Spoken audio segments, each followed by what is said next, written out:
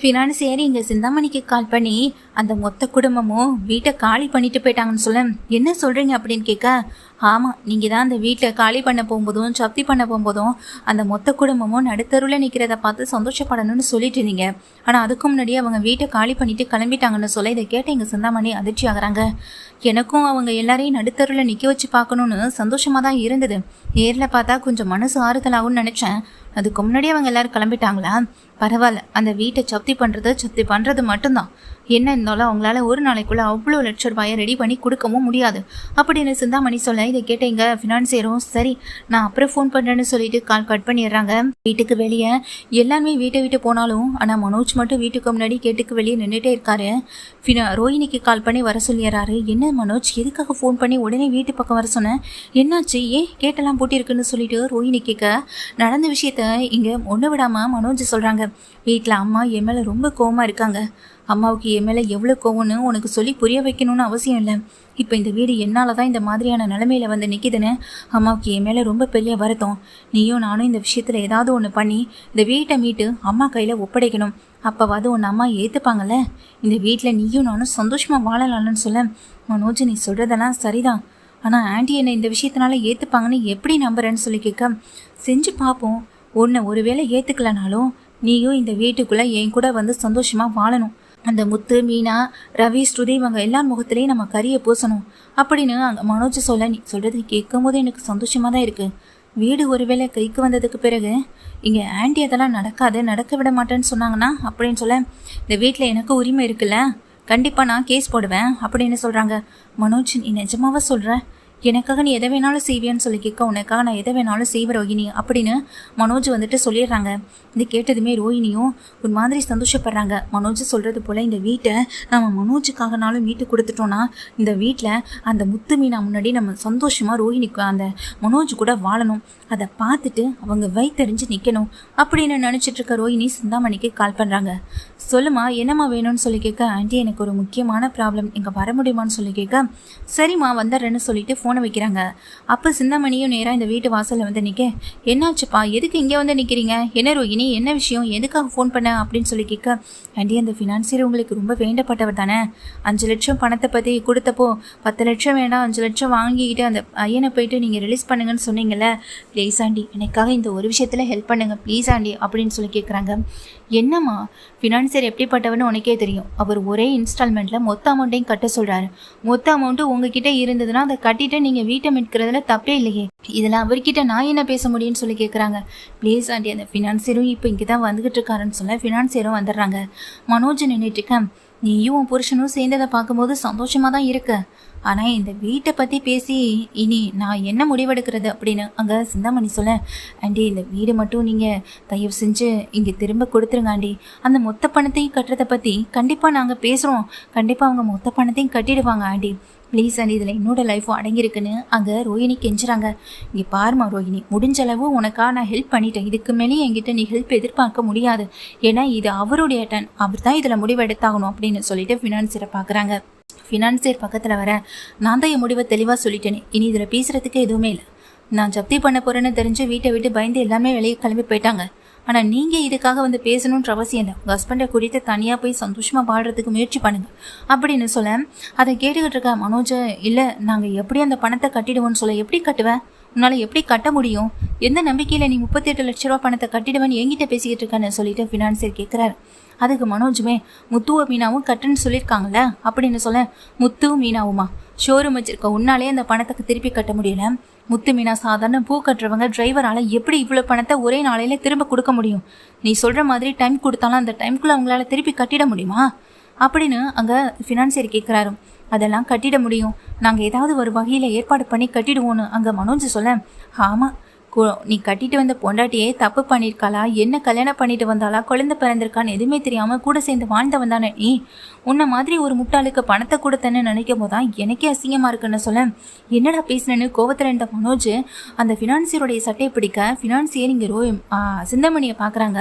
சிந்தாமணி தான் ஆட்களை வந்துட்டு பார்க்க உடனே அவங்க வந்துட்டு மனோஜை போய் பிடிச்சி கீழே தள்ளி விடுறாங்க. ஆண்டி என்ன ஆண்டி தலாம் அப்படின்னு சொல்ல, இங்கே பாருமா, உனக்கு நான் ஹெல்ப் பண்ணுறதெல்லாம் சரிதான், ஆனால் அதுக்காக எங்கள் ஃபினான்சியர் எனக்கு ரொம்ப வேண்டப்பட்டவர். அவரை நீங்கள் இந்த இடத்துல வச்சு அவமானப்படுத்தும் போது கேள்வி கேட்க தானே செய்வாங்க அப்படின்னு அங்கே சிந்தாமணி சொல்கிறாங்க. இங்கே பார், கட்ட வேண்டிய 38 லட்சம் ரூபா பணத்தை கட்டிட்டு அதுக்கப்புறமா இந்த வீட்டை மீட்கிறத பற்றி யோசி அப்படின்னு சொல்லிட்டு அந்த ஃபினான்சியர் சொல்ல, அப்போ தான் முத்து, மீனா, கூட இருக்க அந்த வக்கீல் மேடம் கிருஷ்ணாராம் 3 பேரும் கைத்தடியபடி வெளியே வராங்க. வெளியே வந்ததுக்கு பிறகு இங்கே நிற்கிற ரோஹிணிக்குமே பெரிய அதிர்ச்சியாக இருக்குது. மனோஜுமே அப்படியே பார்த்துட்டே இருக்காங்க. ஏன்னா ஏற்கனவே முத்துவும் மீனாவும் இங்கே எல்லாரும் வெளியே வந்ததுக்கு பிறகு கிருஷ்ணாராம் வக்கீலை போய் பார்த்து பேசணும் அப்படின்றதுக்காக தான் போயிருக்காங்க. ஃபினான்சியரை பார்த்து பேச முடியல. அட்லீஸ்ட் இந்த 10 டேஸ்க்குள்ளே வேறு வகையில் ஏதாவது ஸ்டே ஆர்டர் வாங்கலாமா அப்படின்றத பற்றி யோசிக்கணுன்றதுக்காக தான் போயிருக்காங்க.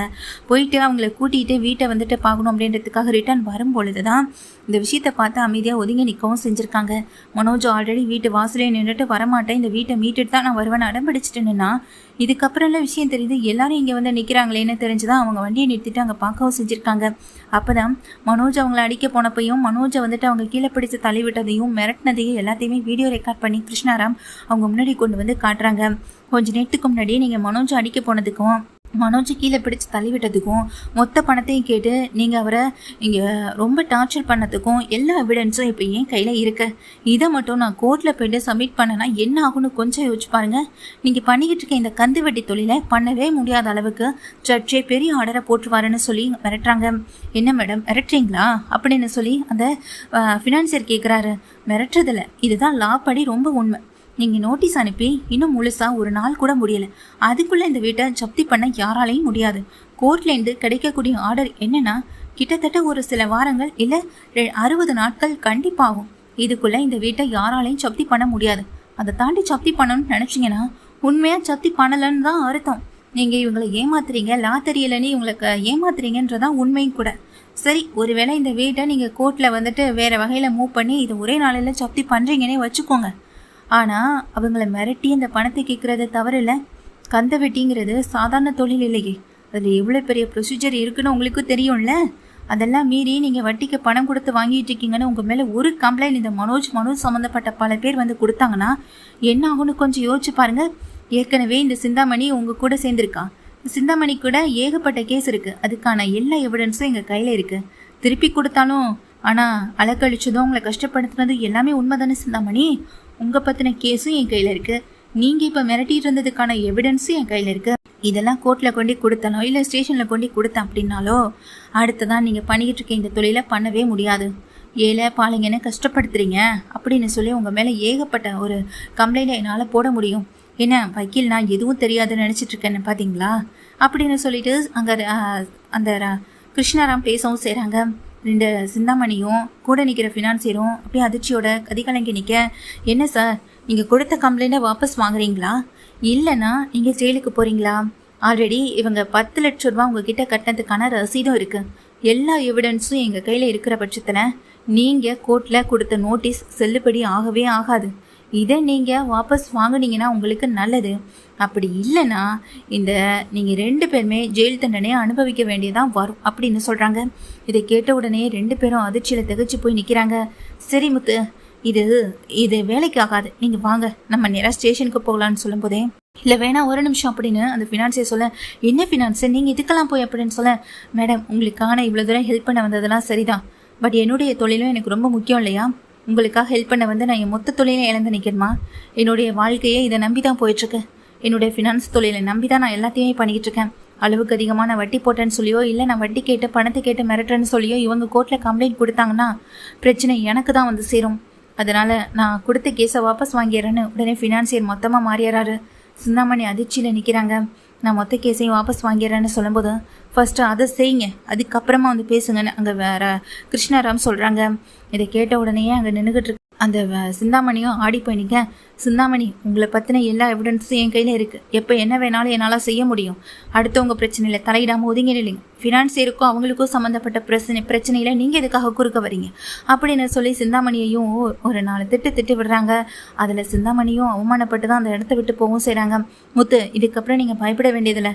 இதுக்கு என்ன வழி கிடைக்கும்னு யோசிச்சுட்டு இருந்தப்போ கண்டிப்பாக சொல்கிறேன், உங்கள் அண்ணன் பெரிய முட்டாள் தான். ஆனால் முட்டாள்தனமாக செய்கிற சில விஷயங்கள் கூட நமக்கு சாதகமாக வந்து முடியுதில்ல. மனோஜ், உண்மையிலேயே நீங்கள் பெரிய முட்டாள் தான் அப்படின்னு சொல்லிட்டு ரொம்ப சந்தோஷத்தோட இங்கே கிருஷ்ணாராம் அங்கிருந்து போக, டேய் மனோஜ் அப்படின்னு ஓடி போய் கட்டி பிடிக்கிறாங்க. என்ன இந்த வீட்டை காரணம் கட்டி வீட்டுக்குள்ளே சேர்ந்தலான்னு பார்த்தியா? இந்த வீட்டுக்குள்ளே உன்னால் இப்போன்னு இல்லை எப்போதுமே சேர முடியாது, போ முதல்ல இங்கேருந்து அப்படின்னு ரோஹினியை பார்த்து திட்டேன். நீ சிந்தாமணி அந்த கூட இருக்க அந்த ஃபினான்சியர் எல்லாரும் கூட்டுக்கலை வணிகன்னு தெரியும். ஒரு நாள் நிச்சயமாக உன்னையும் அவங்க கூட சேர்ந்து கையும் களமாக பிடிக்க தான் போகிறேன்னு முத்து திட்டுறாங்க. மனோஜ் என்ன இதெல்லாம்னு சொல்ல, டேய் என்ன இருந்தாலும் நீ இங்கே பாருடா, இந்த வீட்டுக்குள்ளே நீயாவது வந்து இருக்கணும்னு நினைக்கிறேன், இல்லை நீயா இந்த வீட்டை விட்டு இந்த ரோஹினி கூட தனியாக போய் ரோஹினியோடைய பையன் ரோஹினியோடைய அம்மா அப்படின்னு சொல்லி இந்த குடும்பத்தோட வாழ புரியும். உன்னை ஏமாத்தினவளை இப்போ நீ நம்பிட்டு தெரியற பத்தியா, இதை விட அடி முட்டாள்தானே வேற என்னடா வேணும் அப்படின்னு முத்து திட்டுறாங்க. அதுக்கு மனோஜ் பேச முடியாம நிக்க, சரி வாங்குங்க நம்ம போய் அத்தை மாமா எல்லார்கிட்டையும் விஷயத்த சொல்லி திரும்ப அவங்களை வீட்டுக்கு கூட்டிட்டு வந்துடலான்னு மீனாவை கிளம்ப ஏதாவது ஒரு வழி கிடைக்கும்னு சொன்னோம்ல, நமக்கு வழி கிடைச்சிருச்சு. இனி நம்ம பணத்தை எப்படியாவது ஏற்பாடு பண்ணி கொடுக்கறதுல மட்டும் கவனத்தை செலுத்தினா போதும்னு சொல்லிட்டு முத்துவும் மீனாவும் கிளம்பிடுறாங்க. மனோஜால இதுவரைக்கும் எதையுமே சாதிக்க முடியல. மனோஜோடைய முட்டாள்தனம் இந்த ஒரு விஷயத்துலையாவது அவங்களுக்கு உதவி செய்யவும் பண்ணப்பட்டிருக்கு. இதனால திரும்ப அந்த வீட்டுக்குள்ளே வரவும் செய்கிறாங்க எங்கள் மொத்த குடும்பமும். ஆனால் அதே நேரத்தில் சிந்தாமணி இன்னும் பல கோபத்தில் தான் இருக்காங்க. என்னதான் இவ்வளோ கோபங்களில் இருந்தாலும் சிந்தாமணியால் இனி அந்த வீட்டை கைக்கு வாங்கவே முடியாது. அந்த அளவுக்கு முத்துவும் மீனாவும் அடுத்தடுத்து முன்னேற்றத்தை கண்டு போயிட்டே தான் இருக்க போகிறாங்க.